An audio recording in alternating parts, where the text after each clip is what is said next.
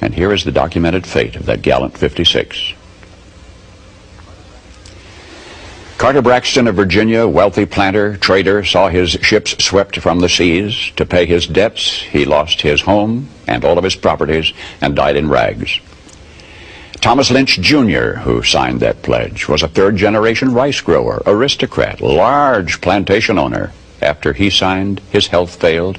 His wife and he set out for France to regain his failing health. Their ship never got to France, was never heard from again.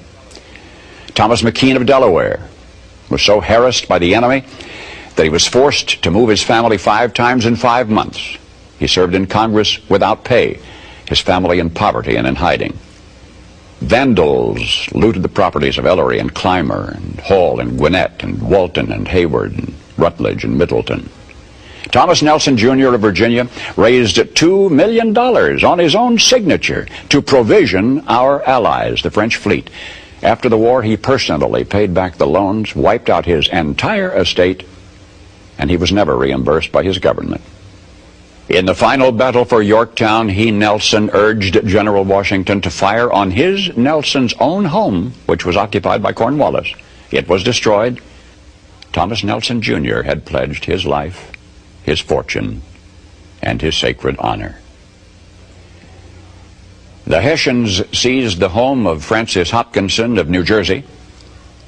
Francis Lewis had his home and everything destroyed, his wife imprisoned. She died within a few months. Richard Stockton, who signed that declaration, was captured, mistreated, his health broken to the extent that he died at 51. His estate was pillaged. Thomas Hayward, Jr. was captured when Charleston fell. John Hart was driven from his wife's bedside while she was dying. Their 13 children fled in all directions for their lives. His fields and grist mill were laid waste. For more than a year he lived in forests and caves and returned home after the war to find his wife dead, his children gone, his properties gone, and he died a few weeks later of exhaustion and a broken heart. Lewis Morris saw his land destroyed, his family scattered. Philip Livingston died within a few months from the hardships of the war. John Hancock, history remembers best due to a quirk of fate rather than anything he stood for. That great sweeping signature attesting to his vanity towers over the others. One of the wealthiest men in New England. And yet he stood outside Boston one terrible night of the war. And he said, "Burn Boston, though it makes John Hancock a beggar, if the public good requires it." So he, too, lived up to the pledge. Of the 56, few were long to survive. 5 were captured by the British and tortured before they died. 12 had their homes from Rhode Island to Charleston sacked, looted, occupied by the enemy, or burned. 2 lost their sons in the army. 1 had 2 sons captured.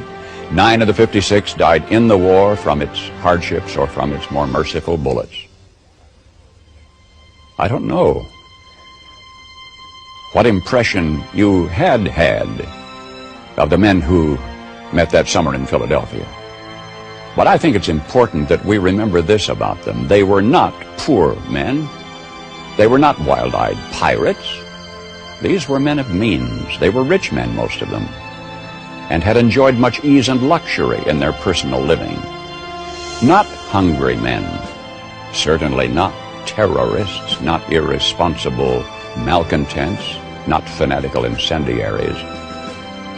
These men were prosperous men, wealthy landowners. They were substantially secure in their prosperity. They had everything to lose.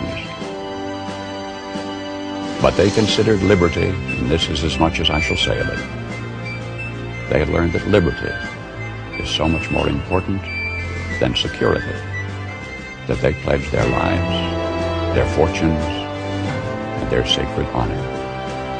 And they fulfilled their pledge. They paid the price, and freedom was born.